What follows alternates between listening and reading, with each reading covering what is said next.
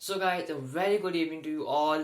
First of all, नमस्ते, सत श्री अकाल, आदाब. आई विश कि सब ठीक होंगे एंड सबको फेस्टिवल्स की बहुत सारी शुभकामनाएं. जो अब आ रहे फेस्टिवल्स, दिवाली, दुशहरा हो गया ख़त्म कल, नवरात्रि भी ख़त्म हो गए. काफ़ी फेस्टिवल्स हैं हमारे कल्चरल इंडिया में जिसकी लोग बहुत ज़्यादा इज्जत करते हैं, बहुत लोग फॉलो अप करते हैं. सो उन फेस्टिवल्स को हम दिल से मानते हैं. तो गाइज, जो आज की वीडियो है वो बेसिकली एक पोइट्री है. पिछली पोइट्री मैं डाल नहीं पाया because of some personal issues, तो उसको मैं ज़्यादा बात नहीं करूँगा उस पर. बट हाँ, जो आज की वीडियो है वो पोइट्री पे है. उसको थंबनेल मैं निकाल चुका था 2-3 दिन पहले ही. तो टाइटल जो है बताया तो मैं, वो कलम और पूरी जिंदगी. बेसिकली जो टाइटल लिया है मैंने लाइफ के ऊपर लिया है, क्योंकि सब ने फेस, क्योंकि काफ़ी एक्सपीरियंसेस अपने, तो उसी को मद्देनजर रखते हुए मैं सोचा कि चलो इस पर लिखते हैं पोइट्री. तो गौर से सुनना और गौर से अपने कमेंट्स देना, फीडबैक देना कैसी लगी आपको पोइट्री. एंड बस मैं यही चाहूँगा तहे दिल से कि आप सबको पोइट्री अच्छी लगे और मज़े करो पोइट्री में, फील करो पोइट्री, और बस सुनो आराम से. चलो चलते हैं. तो वो कलम और पूरी जिंदगी. उस कलम का इस्तेमाल करने लगा था जिसको मैंने अभी तक परखा नहीं था. उस जिंदगी को उस कलम से भरने लगा था जो अभी भी खाली थी, मानो जैसे पानी का बहाव एकदम से कम हो चुका हो एक सागर के किनारे. बस एक पल या एक मुकाम, बस एक पल या एक मुकाम चाहिए था उस चीज को पूरी करने के लिए जो मैं सोच रहा था. भटक रहा था उस रास्ते को पाने के लिए. भटक रहा था उस कलम को खाली करने के लिए जो अभी तक भरी हुई थी. मगर कमबख्त चुनौतियां ही काफी थी. जिंदगी में चुनौतियां इतनी थी कि बोलो कि कुछ पा ही नहीं हो पा रहा था, कुछ आ ही नहीं रहा था हाथ में. जब भी एक चुनौती आती और उसको पार कर लेता तो दूसरी चुनौती सामने आकर खड़ी हो जाती और जिंदगी का मुख ही बदल देती. गाइस, ये तो जिंदगी है. Difficulties are the part of life. Difficulties नहीं होंगी तो कैसे हम जिंदगी चलाएंगे? How will we experience the struggles we have to face. तभी कहते हैं कि पुराने ज़माने में बहुत लोगों ने स्ट्रगल्स की होती थी, तभी वो इतने बड़े साइंटिस्ट एंड डॉक्टर्स बने फिरते थे.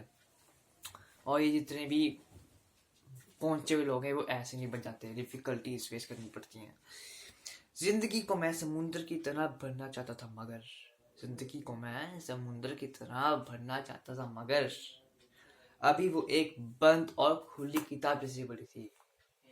बोलते हैं ना कि जब तक हम अपने पैर पे खड़े नहीं रहते, तब तक हमारी एक जिंदगी एक खुली किताब जिसमें तक कुछ हमने किया ना हो, वो वैसी होती है. मानो जैसे समुद्र में डुबकी तो मारना चाहता था मगर बस तैरने की कमी थी. जब तक हम ओशन में या सी में या स्विमिंग पूल में जाएंगे उस वक्त हमें तैरना नहीं आएगा, तब तक हम कैसे तैरेंगे, तब तक हम कैसे डुबकियां मारेंगे.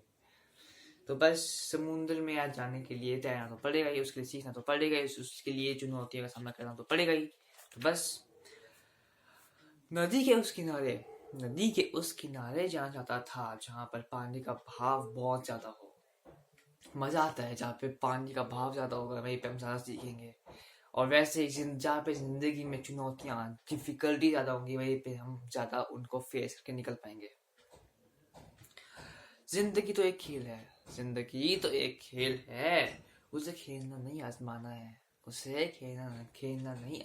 है.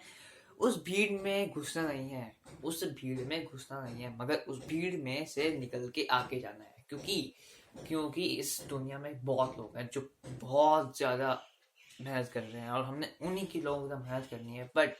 बट बहुत लोग भीड़ में घुस जाते हैं कि भाई हमने निकलना, हमने पाना है, पर हमने उसमें से निकलना नहीं है. हमने उसमें से निकल कर आगे बढ़ के मेहनत करके जाना है.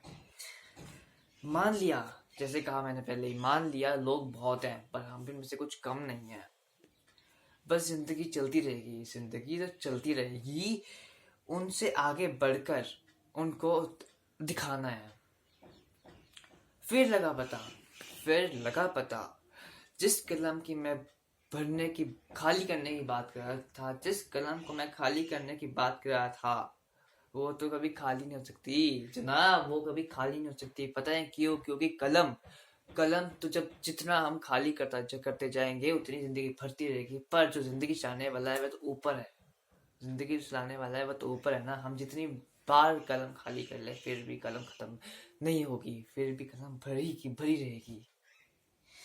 तो बस अपना काम करते जाओ और कलम खुद ही खाली होती जाएगी। जैसे कहा, खाली कभी नहीं होगी, बस भरती रहेगी। हाँ, खाली होगी मगर डिफिकल्टीज आते आते वो उसका लेवल फिर ऊपर ऊपर चलता जाएगा। जब जितना नीचे आएंगे उतना वो ऊपर ऊपर चलता जाएगा।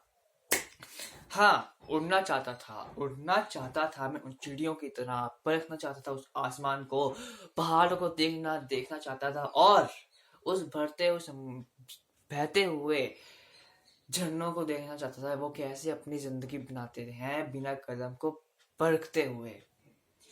क्योंकि वो तो नॉन लिविंग थिंग है, पर फिर भी वो नेचर है। पहाड़, समुंदर, ओशंस, चिड़िया, एनिमल्स, ये सब के सब भगवान की देन है, और ये अपनी जिंदगी खुद बनाते हैं। इनको हमारी तरह जरूरत नहीं होती है, इतनी परेशानी इनको फेस करनी पड़ती है, फिर भी वो खुशी खुशी फेस कर लेते हैं। बस वही बात